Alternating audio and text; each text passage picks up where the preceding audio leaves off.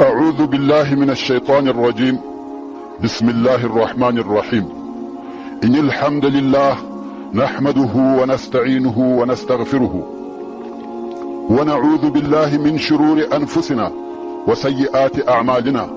من يهده الله فلا مضل له ومن يضلل فلا هادي له، وأشهد أن لا إله إلا الله وحده لا شريك له، وأشهد أن محمدا عبده ورسوله صلى الله عليه وآله وأصحابه وسلم تسليما كثيرا. أما بعد، د سرور کائنات صلى الله عليه وآله وسلم ژوند شلمه فته. السلام عليكم ورحمة الله وبركاته. محترم ورونو، په تېره 19مه پته کې موږ د احد د غزا قصه په پوره تفصیل سره درته بیان کړه، او خبره دې ځای ته رسېدلې وه چې دغه غزا آیا د مسلمانانو د فار شکست بلل کېدلی سي که یا؟ نو اوس بیا د هغه ځای څخه را شروع کړو.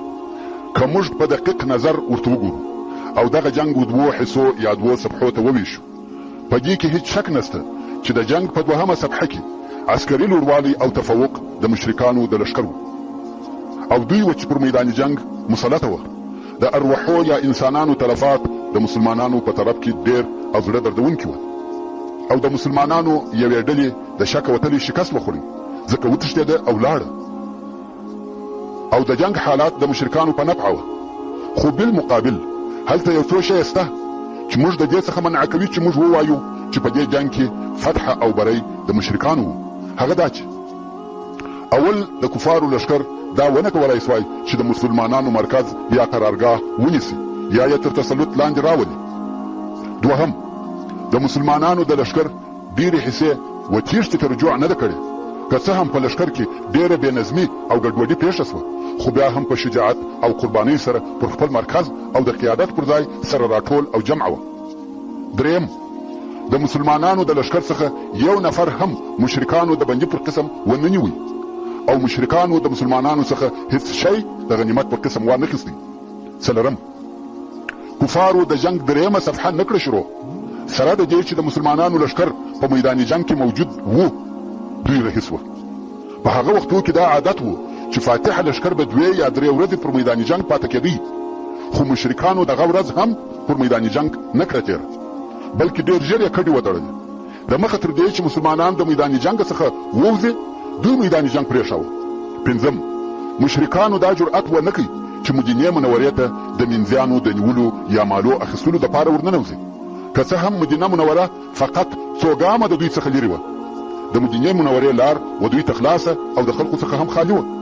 نو دغه ټول شیان او علامې موږ ته په تاکید سره دا راښیي چې هغه څه چې قریشو ته په لاس ورغله، هغه فقط یوه فرصه وه چې مسلمانانو ته ډېر تاوان ورسوي، خو په هغه خپل اصلي مقصد کې چې پس له محاصرې دي د مسلمانانو لښکر په کلي ډول سره محوه او نابود کې مطلق ناکامه سوه.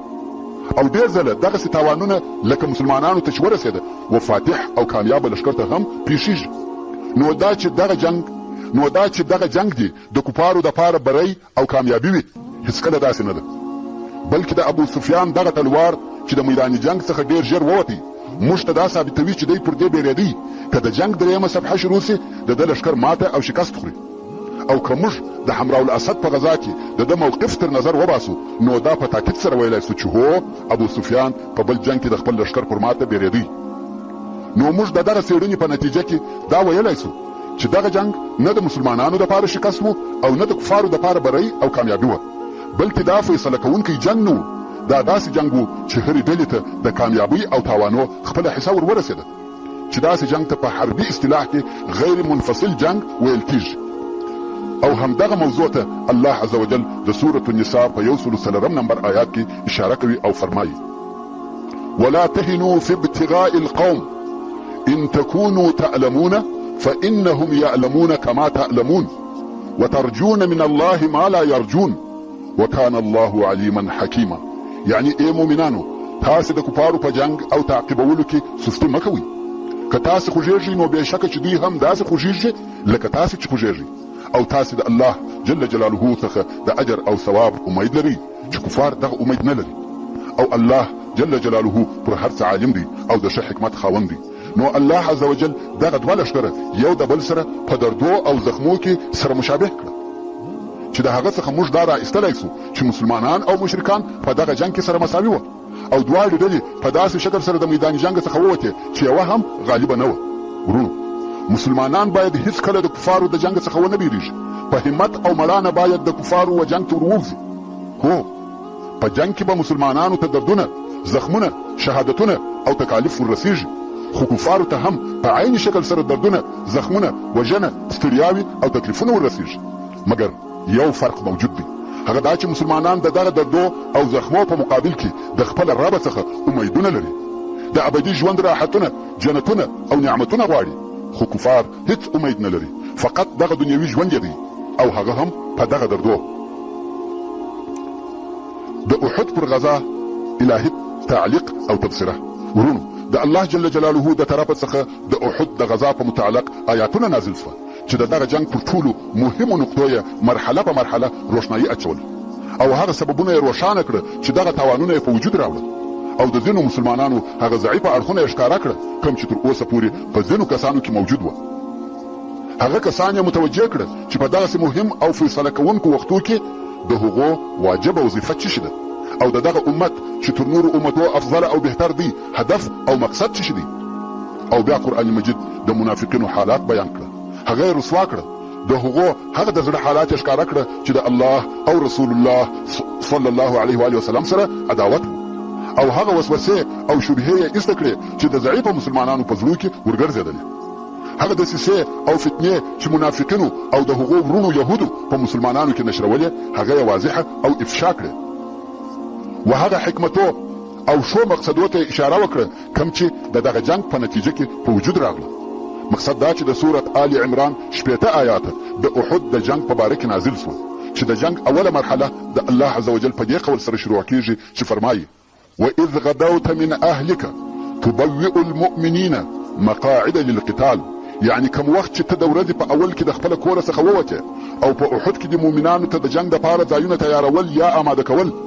او هغه آخرنی آیات چې د احد د جنگ پر نتیجه او حکمت شامله او جامعه تبصره کوي د الله عز وجل هغه قول دی چې فرمایي ما كان الله ليذر المؤمنين على ما أنتم عليه حتى يميز الخبيث من الطيب وما كان الله ليطلعكم على الغيب ولكن الله يجتبي من رسله من يشاء. يعني الله عز وجل داسې نه دی چې مؤمنان پر هغه حال پرېږدي چې همدا اوس تاسې یاست تر څو چې الله جل جلاله ناپاکه د پاکو څخه جلا نه کړي. یعنی تاسې امتحانوي چې صادق او منافق مو سره جلا سي او الله جل جلاله داسې نه دی چې تاسې په غیبو باندې خبر کړي چې د منافقانو فرق او تمیز د مخلصانو څخه بېله امتحانه څخه وکړي. مګر الله عز وجل د خپلو رسولانو څخه هغه څوک اختیاروي چې دی عز وجل یې اراده وکړي. یعنی دغه د غیبو اطلاع په خپلو رسولانو کې هغه چاته ورکوي چې د ده عز وجل خوښه وي. فآمنوا بالله ورسله وإن تؤمنوا وتتقوا فلكم أجر عظيم. نو اے مؤمنانو تاسې پر الله جل جلاله او د هغه پر رسولانو ایمان او یقین ولرئ، که تاسې پر ایمان قائم پاته سئ او د بدو کارو څخه ځانونه وساتئ پس نو تاسې ته ډېر لوی اجر دی چې هغه جنت دی. ورونو علما رحمهم الله وایي د احد په غزا کې او په هغه تکالیفو کې چې مسلمانانو ته ورسېده ډېرې فایدې او الهي حکمتونه شته چې اوس به هغه لوی لوی شیان درته بیان کړم. اول مشوره، هغه چې رسول الله صلی الله علیه و وسلم په خپل ځان عملي کول. هر هغه کار چې به د مشورې لایق و رسول الله صلی الله علیه و وسلم به په هغه کار کې د خپلو اصحابو کرامو سره مشوره کول. موږ ولیده چې رسول الله صلی الله علیه و وسلم دا نه کړه خوښه چې د خپلو اصحابو د هغه مشورې څخه مخالفت وکړي کوم چې ویل دښمن ته وروځو. که څه هم د رسول الله صلی الله علیه و وسلم دا خوښه وه چې په مدینه منوره کې پاته سي. دوهم، په دغه غزا کې منافقان په ښکاره سره معلوم سوه چې د دوی په حرکتو او افعالو مسلمانانو ته حکمتونه او مقصدونه په لاس ورغله چې مهم مقصد دا سو چې مسلمانان یې د منافقانو د اختلاط څخه جلا کړه او دا د مسلمانانو دپاره په وروسته کې ډېرې فایدې درلودې. نن ورځ به مو هم داسې مثالونه لیدلي او اورېدلي وي. موږ ولیده چې عبدالله ابن ابی ابن سلول 300 نفره خپل متابعین پس له هغه څخه چې د مدینې منورې څخه د مسلمانانو سره راووتل بیا یې د رسول الله صلی الله علیه و وسلم او مسلمانانو څخه څنګه جلا کړه. په ښکاره سره یې دا بهانه جوړه کړه چې رسول الله صلی الله علیه و وسلم د هغه مغروره ځوانانو رایه قبوله کړه او ما غوندې د عقل او تجربو د خاوند رایه یې پرېښول، خو په حقیقت کې د جنګ نه غوښتی، نه یې غوښته چې ځان د خطر وظایفو ور واچوي، چې دا د منافقانو د هغه معلومو علامو څخه دی. دوی غواړي چې د اسلام په نامه سره غنیمتونه لاسته راوړي او د اسلام په لار کې د ستړیاو او تاوانو څخه ځان وساتي. دوی په اسلام پورې په دغه دوه سببه لاس نیولی دی، یا دا چې د اسلام غنیمتونه غواړي، یا دا چې د اسلام په نامه ځان د مصیبتو او تکالیفو څخه ساتي. دریم، رسول الله صلی الله علیه و وسلم په دغه جنگ کې د کفارو څخه مرسته او کومک ونه غوښته، یا اصلا د هغو کومک نه کوي قبول، که څه هم د مسلمانانو شمیر ډېر لږ و، خو بیا یې هم د یهودو هغه کومک نه کوي قبول چې د قومي تعصب په سبب د احد جنگ ته وتلي وه. ابن سعد رحمه الله په خپل طبقات کې وایي چې رسول الله صلی الله علیه و وسلم وفرمایل: لا نستنصر باهل الشرك على الاهل الشرك، یعنی موږ پر مشرکانو سره کامیابي نه غواړو. څلورم، که موږ د دغه جنگ چې د مسلمانانو او کفارو په مابین کې وو و ټوله وخت متوجه سو، وبه وینو چې دغه وخت و دوو حصو ته ویشل کېږي. اوله حصه یې هغه ده چې مسلمانانو خاصتا غشي ویشتونکو د خپل قائد رسول الله صلی الله علیه و وسلم اوامر عملي کړي وه، پر خپلو ځایو ټینګ ناست وه. نو نتیجه یې څه شوه؟ نصرت د مسلمانانو د لښکر و او شکست د کفارو په لښکر کې شروع سو. ډېر ژر د درو زرو نفرو مشرکانو په زړو بیره ننوته، خپل ځایونه یې پرېښول او په تېښته یې شروع وکړه. او دا د جنگ هغه وخت او هغه حصه ده چې الله عز وجل د هغه په باره کې فرمایي: ولقد صدقكم الله وعده اذ تحسونهم باذنه، یعنی په تحقیق سره الله جل جلاله خپل وعده تاسې ته رښتیا کړه کوم وخت چې تاسې د الله په امر سره کافران وژل. دا خو د جنگ اوله صفحه یا اوله حصه وه. اوس د جنگ و دوهمې حصې ته راسه. دا هغه حصه ده چې مسلمانانو په مشرکانو پسې ځغستل او د هغو څخه غنیمتونه اخیستل. په دغه وخت کې چې هغه غشي ویشتونکو د هغه غره څخه چې دوی پر ناست وه و خپلو ورونو ته وکتل چې تورې په لاس په دښمنانو پسې ځغلي، مالونه او غنیمتونه ټولوي، دوی ته هم دا میل او رغبت پیدا سو چې دوی هم د نورو مسلمانانو سره د غنیمتو په ټولولو کې اشتراک وکړي. دغه میل په دوی کې دا فکر پیدا کړي چې د رسول الله صلی الله علیه و وسلم د اوامرو وخت پای ته ورسېدی او دوی اوس د هغه اوامرو څخه آزاد دي. پر دوی دا نه ده لازمه چې تر هغو پورې دلته کښېني چې د رسول الله صلی الله علیه و وسلم د طرفه امر ورته راځي. نو ویل راځي جنگ خلاص و. دا د دوی اجتهادي فکر یا اجتهاد و، خو د دوی په دغه اجتهاد کې د دوی امیر عبدالله ابن جبیر رضی الله تعالی عنه او ځینو نورو اختلاف ورسره وکړي، مګر د دغه فکر او اجتهاد خاوندان د غره څخه کښته سوه او د غنیمتو په ټولولو کې یې حصه واخیسته. د دوی د دغه مخالفت نتیجه څه شوه؟ هغه بیره چې د کفارو په زړو ننوتلې وه هغه د کفارو په نوې حمله بدله سوه. هغه خالد ابن ولید چې د تیښتې په حالت کې و د چم او حیلې په فکر کې سو.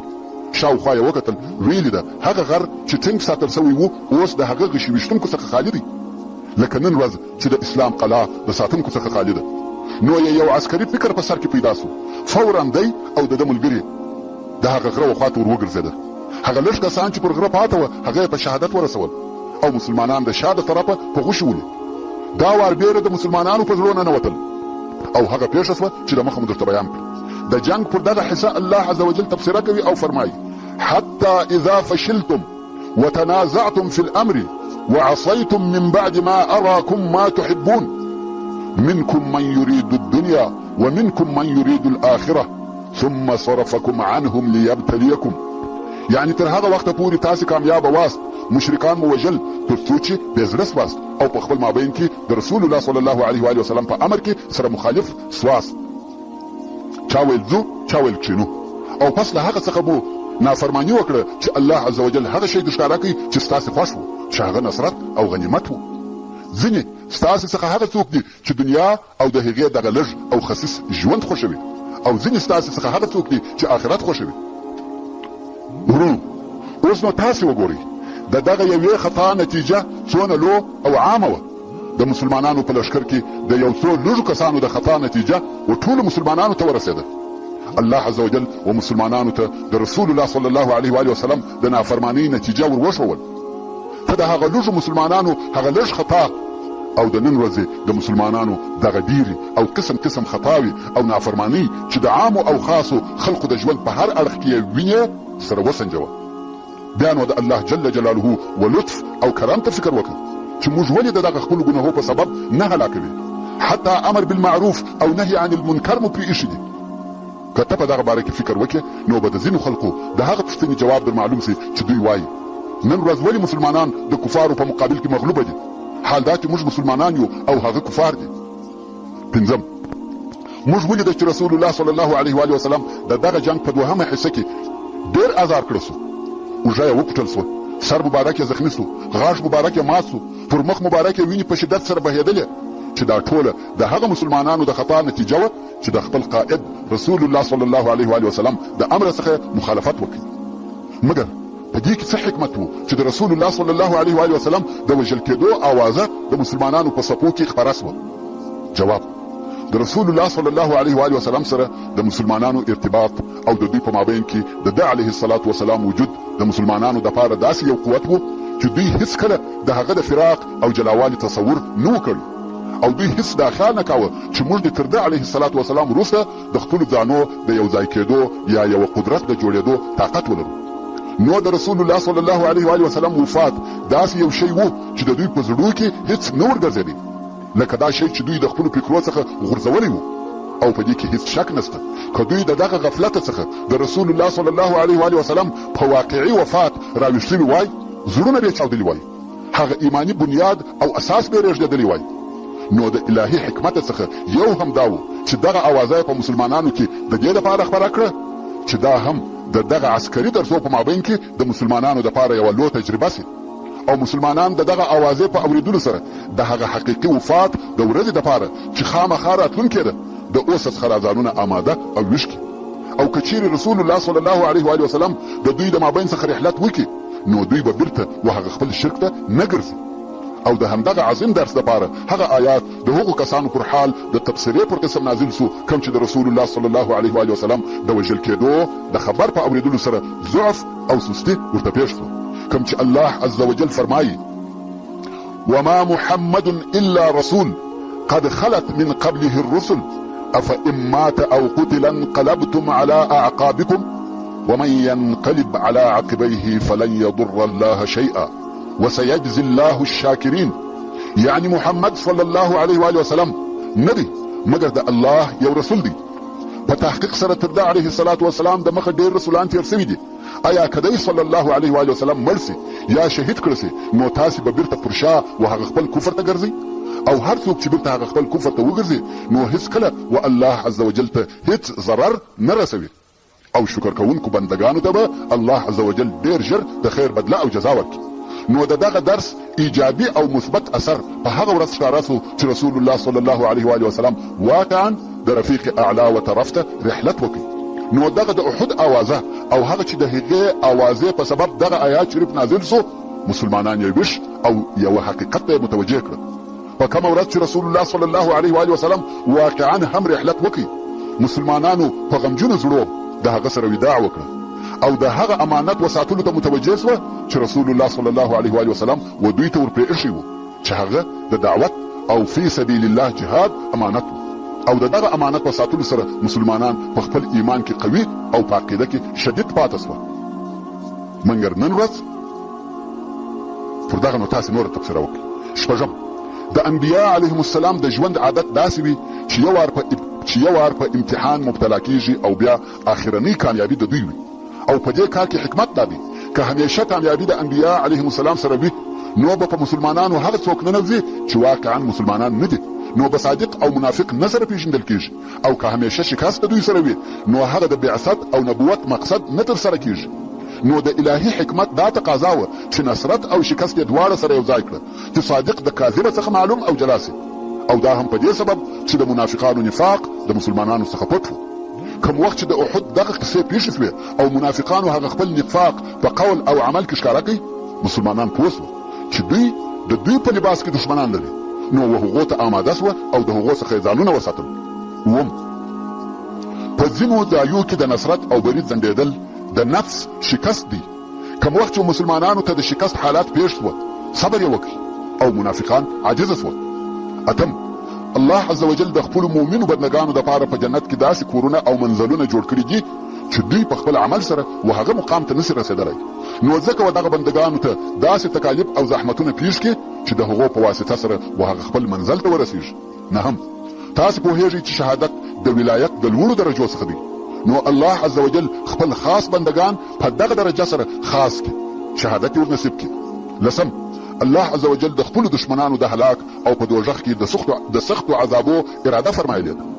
نو خود و دوی ته داسې اسباب برابر کړي چې دوی په هغه سره د هغه عذاب وړ او لایق وګرځي، لکه کفر او بغاوت، سرکشي او نافرمانی، او د الله عز وجل د دوستانو ظاهرول چې د دوی په دغه کارو سره د مسلمانانو ګناهونه تویږي او د کافرانو د هلاک سبب ګرځي. 11 تاسې راسئ چې یو څه هغه حالاتو ته متوجه سو چې د رسول الله صلی الله علیه و وسلم اصحاب په هغه وخت کې یو په بل پسې وژل کېده چې دوی د ده علیه الصلاة وسلام ساتنه په خپلو بدنو سره د مشرکانو د غشو او د تورې د ضربو څخه کول. دوی د غشو تر باران لاندې یو په بل پسې غځارېدل، خو د دوی ټول کوښښ دا و چې د رسول الله صلی الله علیه و وسلم ژوند وساتي او بل یې د هیڅ شي پروا نه درلوده. د دغه عجیبې قرباني او فداکاري سبب او مصدر څه شي و؟ د هغه اول مصدر ایمان پر الله او پر رسول الله صلی الله علیه و وسلم، او دوهم مصدر یې د رسول الله صلی الله علیه و وسلم محبت و. دغه دواړه چې سره یو ځای سوه، دغه عجیبه قرباني او فداکاري په وجود راوړه. نو نن ورځ هم یو مسلمان و دغه دواړو مصدرو ته اړ او محتاج دی. یوازې دا کفایت نه کوي چې یو څوک پر هغه عقیدوي شیانو د ایمان راوړلو دعوه وکړي کوم چې پر هغو ایمان راوړل لازم دي، تر څو چې زړه د الله او رسول الله صلی الله علیه و وسلم په محبت سره ډک نسي. نو ځکه رسول الله صلی الله علیه و وسلم په حدیث متفق علیه کې فرمایي: لا يؤمن احدكم حتى اكون احب اليه من والده وولده والناس اجمعين. یعنی تر هغو د یو چا ایمان کامل نه دی تر څو چې زه هغه ته تر خپل پلار او خپل زوی او تر ټولو خلقو خوښ او ګران نسم. او دغه محبت تفصیل او بیان داسې کیږي. الله عز وجل و انسان ته عقل او زړه ورکړي دي. عقل د دې دپاره دی چې په هغه سره فکر وکړي او پر هغو شیانو ایمان راوړي چې پر هغو باندې ایمان راوړل فرض او ضروري دي. او زړه یې د دې دپاره ورکړي دي چې هغه د هر چا او هر شي په محبت کې استعمال کړي چې الله عز وجل د هغه په محبت سره امر کړی دی، او د هغه چا یا شي په بغض او عداوت کې استعمال کړي چې الله عز وجل د هغه په بغض او عداوت سره امر کړی دی. نو که زړه د الله عز وجل او رسول الله صلی الله علیه و وسلم او د صالح بندگانو په محبت نشي مشغول، خامخا به د شهواتو، خواهشاتو او محرماتو په محبت سره ډک سي. او که دا چیرې زړه د شهواتو او خواهشاتو په محبت ډک سو، نو هیڅکله یوازې عقیده د دې سبب نشي ګرځېدلی چې خپل خاوند یې د قرباني او فداکاري و یوه عمل ته هم آماده کړي. چې دغه حقیقت هغه شی دی چې د تربیې او اخلاقو علماو د اولویاتو څخه بللی دی، او تجربو هم دغه شی ثابت کړی دی. د دې دپاره به یو ښکاره مثال درته بیان کړم. د امریکا حکومت دا ونسوای کولی چې هر شی عملي کړي چې پر هغه یې ایمان درلودی او د هغه شي پر پایده یې عقیده درلوده. په 1933 میلادي کال کې د امریکا حکومت یو قانون صادر کړي چې په هغه قانون کې د شرابو استعمالول په عامو مجلسو کې منع وه. خو پر دغه قانون لږ موده لا نه وه تېره سوې چې قانون جوړونکي بیرته پر شا ولاړه او د شرابو د نه څښلو د درد په سبب یې هغه قانون چې دوی پر ځان لازم کړی وو بیرته لغوه کړي او بیرته یې خپل جامونه په عامو مجلسو کې ډکول. مګر بالمقابل هغه د رسول الله صلی الله علیه و وسلم اصحاب وه چې نسبت د اوسني عصر و امریکایانو ته د ثقافت او مدنیت د فایدو او ضررو په پوهه کې هیڅ نه وه، مګر فقط د الله عز وجل د امر په اورېدلو سره چې شراب مه څښئ، هغه ژیان چې په شرابو ډک وه څیرې کړه، هغه خمان چې په شرابو ډک وه مات کړه، حتی هغه ګلاسونه چې شراب یې پکښې څښل مات کړه، او په لوړ اواز یې ویل: انتهینا یا رب انتهینا، پرېموښول یا رب پرېموښول. نو د دغو دوو ډلو په مابین کې دا فرق و چې د صحابه کرامو په زړو کې یو شی و چې د هغه محبت یې درلودی، نو ځکه خپل خواهشات یې د الله عز وجل د احکامو تابع ګرځولي وه. نو دغه قلبي محبت و چې د رسول الله صلی الله علیه و وسلم د اصحابو پر زړو غالبه و، او دغه محبت دوی داسې کړي وه چې خپل ژوند یې د رسول الله صلی الله علیه و وسلم تر ژوند قرباناوه، او د رسول الله صلی الله علیه و وسلم د ساتنې لپاره د مرګ په غېږ ورتلل. د احد په غزا کې داسې ډېر نادره مشاهد او حالات شته چې د دغه قلبي محبت ښکارندوی دي. خو که په دغه اوسني عصر کې د مسلمانانو زړونه په دغسې محبت سره ډک سي، داسې محبت چې دوی یو څه د شهواتو او انانیت څخه لرې کړي، داسې محبت چې د دوی پر شهواتو او خواهشاتو غالبه سي، نو به څه پېښه سي؟ دغه اوسني مسلمانان به یو نوی مخلوق سي، خپل شان او شوکت به د مرګ د خولې څخه راوباسي، پر خپلو دښمنانو به کامیابه سي. که څه هم د دغه کار په مخ کې ډېر مشکلات او خنډونه وي، پر هغو ټولو به د دغه قلبي محبت په سبب کامیابه سي. او که ته غواړې چې د دغسې محبت خاوند سي او دغسې محبت ته لار پیدا کړې، نو فقط دغه راتلونکي څلور شی عملي کړه. زړه به دې د الله جل جلاله او رسول الله صلی الله علیه و وسلم په محبت ډک سي. اول، تر ټولو د مخه د الله عز وجل ټول عبادتونه د زړه په حضور او بیره سره کوه. کله ناکله و الله عز وجل ته دعا، عجز او زاری کوه. دوهم، د الله عز وجل ذکر او یاد ډیر کوه، همیشه لا اله الا الله او سبحان الله وایه. دریم، پر رسول الله صلی الله علیه و وسلم درود ډیر وایه. د هغه علیه الصلاة والسلام په سیرت، اخلاق او شمائلو کې فکر کوه. څلورم، د الله عز وجل په هغه نعمتو کې ډیر فکر کوه چې تا ته یې درکړي دي او هغه یادوه. محترم ورونو، که د احد پر غزا نور هم و تفسیره کولو ته دوام ورکم، پوره یو کتاب ځینې جوړیږي، خو زه به په دغه اندازه سره کفایت وکم. نور نو تاسې کولی سئ چې د سیرت النبي صلی الله علیه و وسلم پر هره ماده په خپله تفسیره وکړئ. دا فقط و تاسې ته لارښوونه وه چې څنګه او په کومه طریقه سره د سیرت النبي صلی الله علیه و وسلم څخه حکمتونه او درسونه را ایستلی سي. ورونو، دا د احد د غزا قصه وه، هغه لو او شدیده غزا چې پر مسلمانانو تېره سوې ده. دا هغه غزا وه چې د مسلمانانو دپاره ډېرې تجربې او درسونه پکښې وه. او اوس به هغه حادثات او واقعات درته بیان کم چې د احد او د خندق د غزاو په مابین کې پېښ سوي دي. ورونو، د احد جنگ د مسلمانانو پر شهرت ډېر بد اثر وکړ. د خلقو د زړو څخه د دوی هیبت ووتی، خلقو ته ضعیفه ښکاره سوه. پر مسلمانانو داخلي او خارجي مشکلات زیات سوه. پر مدینه منوره د هره طرفه خطرونه راوګرځېده. یهودو، منافقانو او صحرایي عربو په ښکاره سره د دښمنۍ اعلان کاوه، او هرې ډلې دا اراده کړې وه چې مسلمانانو ته یو تکلیف پیښ کړي، بلکې دا یې امید و چې مسلمانان ختم او فیصله کړي. نو ځکه د احد پر جنگ 2 میاشتې لا نه وې تېرې سوي چې د بنو اسد قبیلې د مدینې منورې د حملې دپاره ځانونه آماده کول، او بیا د هجرت د 4م کال د سفر په میاشت کې د عضل او قاره قبیلو داسې یو چم او دسیسه جوړه کړه چې د رسول الله صلی الله علیه و وسلم د اصحابو څخه د 10 نفرو د وژل کېدو یا شهادت سبب وګرځېده. او په عین دغه میاشت کې د بنو عامر قبیلې داسې یو خیانت وکړي چې د رسول الله صلی الله علیه و وسلم او یا نفر اصحاب کرام پکښې ووژل سول، چې دغه واقعه د بئر معونه په واقعه سره مشهوره ده.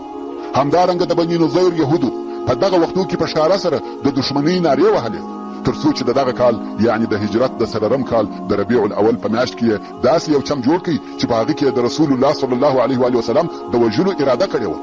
او د هجرت د 4م کال د جمادی الاول په میاشت کې د بنو غطفان قبیلې پر مدینه منوره د حملې اراده وکړه. مقصد دا، کم هیبت او دبدبه چې مسلمانانو د احد په جنگ کې د لاسه ورکړه، د هغه په سبب تر یو وخته پورې مسلمانان د هره طرفه د خطر سره مخامخ وو.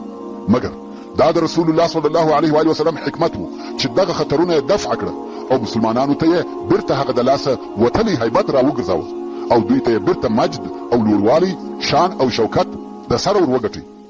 اول هغه کار چې د دغه هیبت د راګرځولو دپاره رسول الله صلی الله علیه و وسلم وکړي، هغه و حمراء الاسد ته وتل وه. دا چې په پرون کې د احد جنگ پای ته ورسېدی، او په نن کې رسول الله صلی الله علیه و وسلم د خپلو اصحابو سره په دښمن پسې و حمراء الاسد ته وځي. په دغه کار سره یې تر ډېرې اندازې د خپل لښکر هیبت او شهرت وساتي. په دغه کار سره یې د مدینې منورې یهود او منافقان په حیرت کې واچول، او بیا تر هغه وروسته نورې داسې عسکري مناورې ترسره کړې چې په هغه سره یوازې دا نه چې مسلمانانو خپل پخوانی هیبت لاسته راوړي، بلکې تر هغه یې زیاتوب هم وکړي. نو زموږ په راتلونکي بحث کې به انشاء الله تعالی دغه موضوعات په تفصیل سره درته بیان سي. اول، هغه څوک چې د احد تر غزا وروسته د مسلمانانو پر ضد راپورته سوه، هغه د بنو اسد قبیله وه. غواړي چې پر مدینه منوره حمله وکړي، ځکه د دوی دا خیال وو چې مسلمانان د احد د جنگ په واسطه تر اوسه ضعیفه دي. نو یې دا فکر کاوه چې پر مسلمانانو په ډېره اساني سره کامیابه کیږي، او دغه یې موقع ده چې پر مدینه منوره حمله وکړو او د مدینې منورې خیر او برکت چې مقصد یې میوې او مالونه وه یوسو. د بنو اسد د قبیلې مشر چې طلیحه ابن خویلد نومېدی، دی هغه څوک دی چې د رسول الله صلی الله علیه و وسلم تر رحلت وروسته د ابوبکر صدیق رضی الله تعالی عنه د خلافت په وختو کې د نبوت دعوه وکړه، او د ردت په جنګو کې خالد ابن ولید رضی الله تعالی عنه ماته ورکړه او دوی وتښتېدی او بیا دغه طلحه په وروسته کې مسلمان سو او د فاس سره په جنګو کې په شهادت ورسېدی. نو د مدینې منورې استخباراتو دا خبر ورسول الله صلی الله علیه و آله وسلم ته ورساوه چې طلحه او د ورور سلمه په خپل قوم کې ګرځي او خلق د رسول الله صلی الله علیه و آله وسلم و جنگ ته سره یو ځای کوي.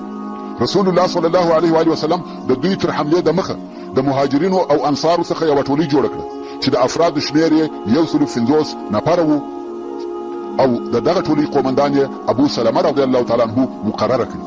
ابو سلمه رضی الله تعالی عنه د هجرت د 4م کال د محرم په میاشت کې د بنو اسد د قبیلې پر طرف حرکت وکړ. بنو اسد په دې حال نه دي خبر د هغو تر آمادګۍ او حملې د مخه د هغو په بېخبرۍ کې د مسلمانانو د طرفه حمله پروسه د بنو اسد قبیله سره وپاشل سوه او په تېښته یې ځانونه خلاص کړه او مسلمانانو د هغو اوښان او پسونه په غنیمت سره واخیسته او بیرته مدینې منورې ته سالم او غانم ولاړ. په دغه حمله سره د بنو اسد قبیله وبېرېده او پر مدینه منوره یې هغه خپله حمله پرېښول او ابو سلمه رضی الله تعالی عنه پس له هغه څخه چې مدینې منورې ته ورسېدی تر هغه زخم یې وینې ایله سوې چې د احد په ورځ زخمي سوی و او پس له لږ مودې څخه وفات سو. د خالد ابن سفیان الحزلي د وژلو دپاره د عبدالله ابن انیس رضی الله تعالی عنه لیږل. ورونو د مدینې منورې په جنوب کې و مکې مکرمې ته نږدې یوه قبیله اوسېده چې د حذیل قبیله ورته ویل کېده او د دغه قبیلې مشر او رئیس خالد ابن سفیان الحزلي نومېدی. دغه خالد ابن سفیان غوښته چې پر مدینه منوره یوه قوي او شدیده حمله وکړي. نو د دغه حملې د کولو دپاره د لښکر په جوړولو او راټولولو شروع وکړه. د هر ځای څخه خلک ورته راتله. دلته بیا د مدینې منورې استخباراتو دا خبر ورسول الله صلی الله علیه و آله وسلم ته ورساوه چې خالد ابن سفیان د مسلمانانو د جنگ دپاره لښکر جوړوي. نو رسول الله صلی الله علیه و آله وسلم دا اراده وکړه چې د مخه تر دې چې دی پر مدینه منوره حمله وکړي باید مسلمانان د دې حملې او خطر څخه خلاص.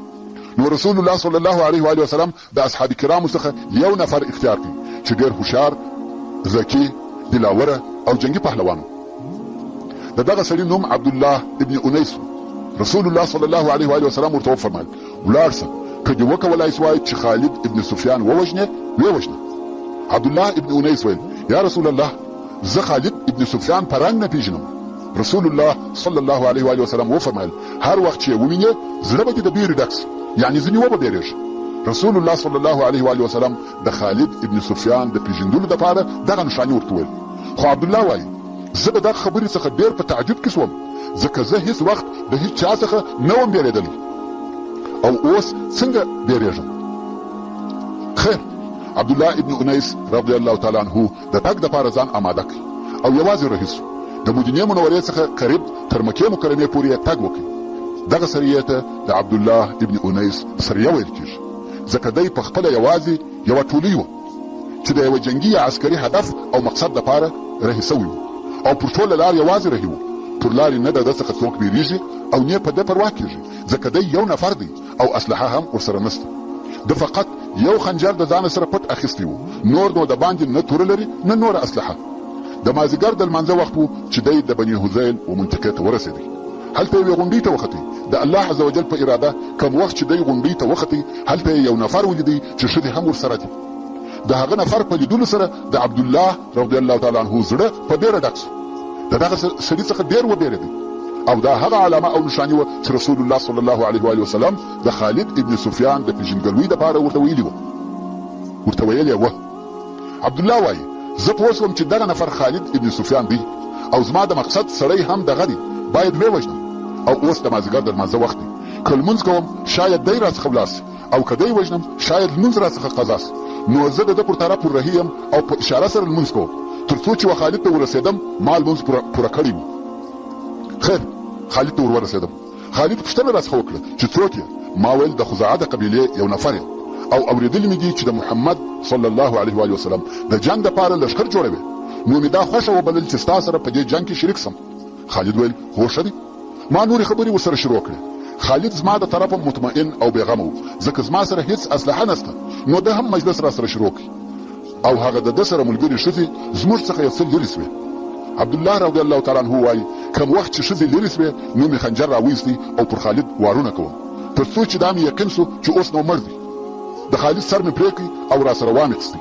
وروسته ښځې راغلې، که ګورې سړی مړ پروت دی او زه تللی یم. ښځو نارې او بغارې کړې، څو خلک سره راټول سو، خو عبدالله تللی او پټ سوی و. عبدالله رضی الله تعالی عنه د هجرت د څلورم کال د محرم د میاشتې پر 5 تاریخ په دغه خپله وظیفه پسې د مدینې منورې څخه رهي سو او د شنبې په ورځ چې د محرم د میاشتې 23 تاریخ و بیرته مدینې منورې ته ورسېدی، چې په دې حساب عبدالله رضی الله تعالی عنه 18 ورځې د مدینې منورې څخه غائب و. او اوس چې عبدالله مدینې منورې ته ورسېدی او رسول الله صلی الله علیه و آله وسلم چې د لرې ولیدی، ورته خندل او ویې فرمایل افلح وجهك یا عبدالله. عبدالله ویل افلح وجهك یا رسول الله. ورونو، دا د عربو اصطلاح و چې یو څوک به پر خپل مقصد کامیاب سو، دغه جمله به ورته ویل چې د لفظ ترجمه یې داسې ده، کامیابه او مقصد ته ورسېدی ستا مخ. نو ځکه د دواړو د طرفه دغه جمله وویل سوه او عبدالله رضی الله تعالی عنه د خالد سر د رسول الله صلی الله علیه و آله وسلم و مخ ته کښېښاوه. رسول الله صلی الله علیه و آله وسلم خپله لکړه و عبدالله ته ورکړه او ویې فرمایل د قیامت په ورځ دغه لکړه زما او ستا په مابین کې علامه او نښانه ده. عبدالله رضی الله تعالی عنه دغه لکړه د مرګ تر وخته ورسره وساتل او د مرګ په وخت کې وصیت وکړي چې دغه لکړه د زما سره په کفن کې کښېښول سي. خالد ابن سفیان الهذلي چې د کفارو د رئیسانو څخه یو رئیس و، په دغه طریقه سره ووژل سو او د عبدالله ابن انیس په همت او مړانه سره مسلمانان د هذیل د قبیلې د هغه لوی حملې څخه خلاص و، ځکه د خالد ابن سفیان په وژل کېدو سره د هذیل قبیله سره وپاشل سوه او پر مدینه منوره حمله پاته سوه.